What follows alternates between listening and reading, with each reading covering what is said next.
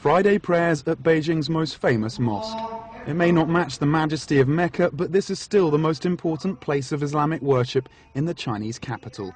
More than 12,000 Chinese Muslims made their way to Saudi Arabia to take part in this year's Hajj, the world's biggest pilgrimage.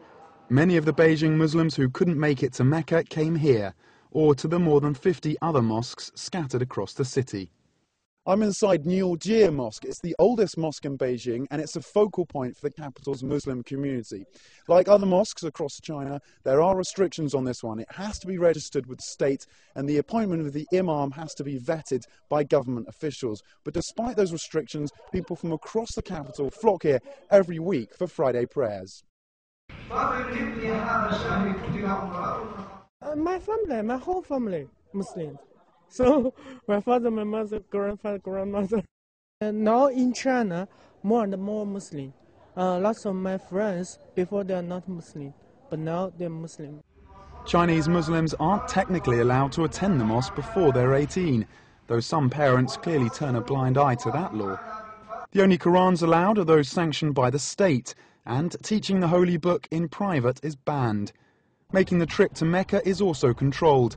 Chinese Muslims have to join a tour if they want to take part in the pilgrimage. But Xia Zongping, a professor of Islamic studies at Peking University and a practicing Muslim himself, says life for China's Muslims is improving.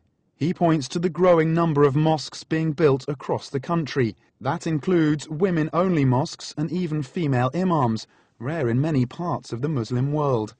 There's also been a growth in the number of Islamic groups in the country. The Cultural Revolution was disastrous for all religions in China. Islam was badly affected during that time. But since reform and opening up in 1978, things have improved. Islam has a long history in China, dating as far back as the year 650, when the uncle of the Prophet Muhammad was said to have been sent as an official envoy to the Chinese emperor. Islam's influence can still be seen in many towns and cities across China, and Professor Xia says the religion is now seeing a revival. In southeastern China, there has been a religious revival as the economy, society and education have developed. In the northwest of the country, people practice a more traditional form of Islam. The government says there are now 23 million Muslims in China.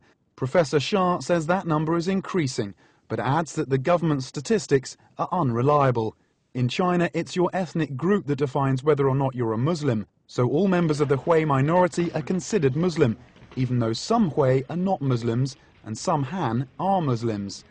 The policy regarding Han Muslims should be adjusted. For example, whether or not someone can be buried in a Muslim cemetery depends on their ethnic identity.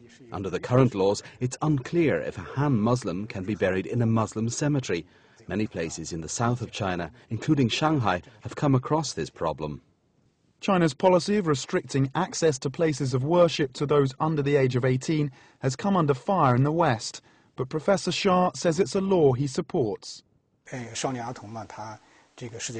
Children and teenagers haven't formed their view of the world and of life. If we force them to believe in a religion at a young age, they don't get the freedom to choose. I think it makes sense to allow them to grow up first and then give them the freedom to choose whichever religion they like. Of course, not everyone agrees with that.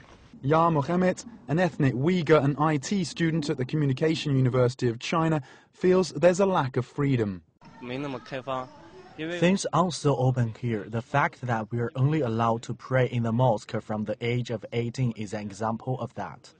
Rayela, also an ethnic Uyghur and an 18-year-old journalism student who goes by one name, says the biggest problem she's faced is ignorance. I've no time, no space to pray. If I do it in the dormitory, my roommates might think I'm strange. My classmates ask me questions like, why do you believe in religion?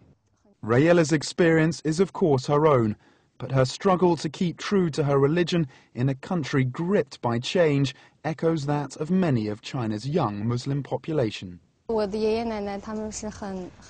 grandparents are very devout Muslims, and they hope I can be the same, but I can't follow their wishes. I love them and I would like to obey them, but I am a student and I'm under a lot of pressure to study. I have to study science and sometimes science collides with religion. This is the era I'm living in and I have to fit in with society.